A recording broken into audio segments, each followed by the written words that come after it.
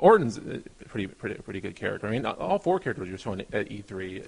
ADR Alberto, he's excellent. Miz, of course. Yeah. I think, the four guys that we're showing, they all look pretty good. They feel good. I think Orton in particular. I mean, I guess he's got to. He's a cover boy this year. We've done a good job, not only with his model, but I think his moveset. Like he just feels like Orton, which leads to another thing that we've added this year. Those wake-up taunts, which is just a working title. We got to come up with a better name for them. But they're essentially special taunts you can perform in the game that will force your opponent to rise into like a groggy state. So you can, do your finisher or a springboard top rope, kind of whatever you want to do. But he'll basically feed up for you, which, you see all the time on programming, or he'll drop to the mat, start banging, his fist on the mat. We've got that in the game this year. And it just makes it, I mean, I get chills every time I see Orton drop to the mat and go to work. But we got a whole bunch of those taunts that, you can give. And every superstar's can perform these special taunts. We've got generic ones, and then we've got ones that were created specifically for guys. But just like anything else in the game, if you want, you can give, Orton a diva taunt if you want. Yeah. Although he wouldn't appreciate that. Probably not. Yeah. I'm a big Miz fan. I thought the Miz's wake-up taunt was really good. Yeah. It looks pretty good. They got to do some work on it a little bit. Some things are off about it. But, yeah, it's good. I mean, he does, That came out looking really good. So I really like the wake-up taunts. And I guess, lead into that, talking about more, gameplay changes. We've brought back the ability to store finishers. I've read on message boards, and, me and you have talked, just in private about this. And it seemed to be that something that, a lot of the hardcore guys have wanted back. So, we're bringing that back this year. You can store up to 3 finishers. But as of right now, it's, and again, things can change, but right now it's kind of set up where the number of finishers you can hold is dependent on that superstar's charisma attribute. The higher the attribute, the more finishers they can store, with the max being 3. So I think that, it's just kind of bringing the game, it's like we're doing something brand new with the game this year, but at the same time, kind of going back to the roots of what made the SmackDown series fun to begin with. So now players will be able to, if you want, one RKO after another RKO, followed by a punt to the skull. If you're John Cena, you can, attitude adjustment followed by the STF. We're just letting players, do it whenever they want. Once you have that icon, like you can hit it, whenever you like. There's no window that you have to do it, So I think it just makes the gameplay, it breaks it open a lot more, and you can kind of play as you want to play, as opposed to how we're kind of forcing you to play. Has the speed of getting your finisher been adjusted? Because I know in previous SmackDown games, specifically the early in the series, it was a race to the finisher, and once you hit the finisher, it was over. Yeah. We're still in the midst of tuning everything for this year's game in WWE12, but we're all kind of, and by all I mean, the guys on the design team are really focused on, on having it so that, we don't want it to be too long, building up that meter, but at the same time, we don't want it to be like you start the match and within a minute and a half, you've got your meter filled up and you're able to do your signature and your finisher. So it's just, finding that nice middle ground. And I think where the game is right now is definitely a really good starting point. I mean, I'm not sure how you feel. You've been playing it. What do you think? I think tell me right now. You got me. For some characters, it is very easy to get a finisher. Okay. Now, it's also easy to reverse the finishers too a little bit. So I mean, there is some there. I think it's usually, for the most part, it is a little bit easier to get the finisher, I think. Okay, this is great feedback to hear, man. That's why you're here. That's why this guy is here. So I can take this information and fix it and make this game. I'm not even gonna say try to be the best that it can be. I mean, I don't want to blow too much smoke up anybody's ass. I think sometimes I might get a little overzealous, and then people, kind of big it up to this, and then by the time they get it, it's like, oh, okay, yeah. I do that sometimes. I just get excited. I mean, I'm happy about the games, and I want you guys to be too. I just want to, kind of temper expectations. It's gonna be a good game, but just, try not to think that we're giving you 3 years worth of content in the 11 months. 10 months, 10 months or 11 months, yeah. Talk about some of the is there any new match types this year? Can't talk about that right now. Okay. We're just really talking. I mean, you know the drill. We're just now starting to even talk about the game. So we got to piece out all the information. Okay. Well, I'll just say, we will have some surprises. A lot of cool things that we'll be unveiling as we get further along into our push and our release date. Okay. Can you talk about any of the creation modes? I can.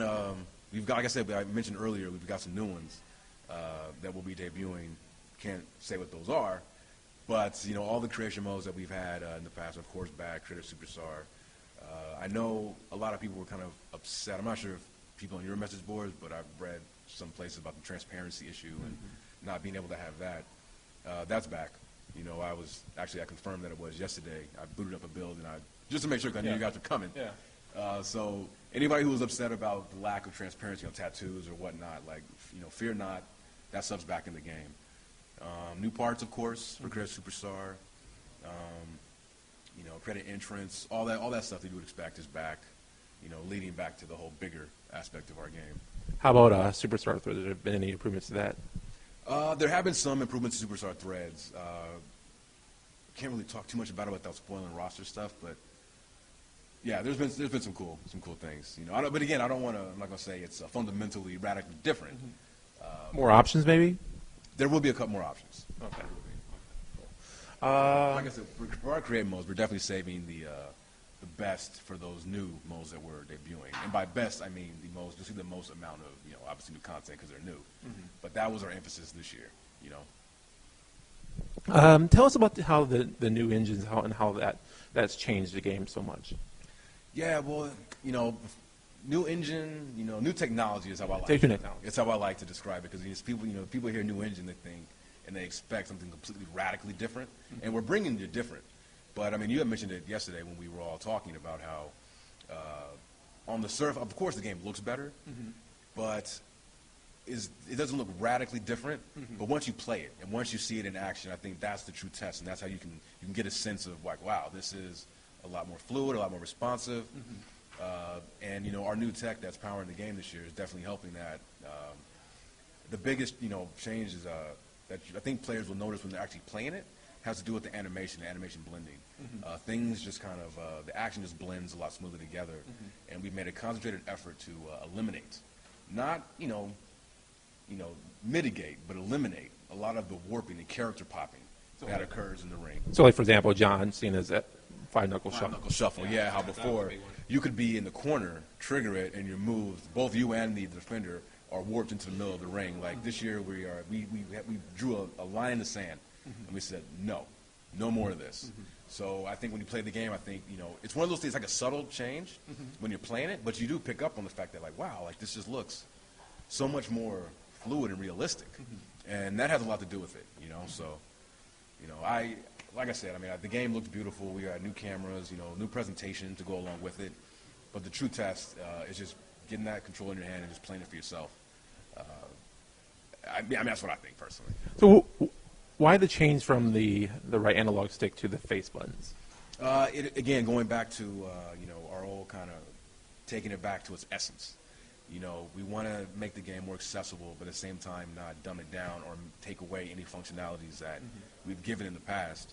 We just looked at it collectively and we thought, it's like, yes, we've had the analog stick for the grappling for the past however many years, and it's worked.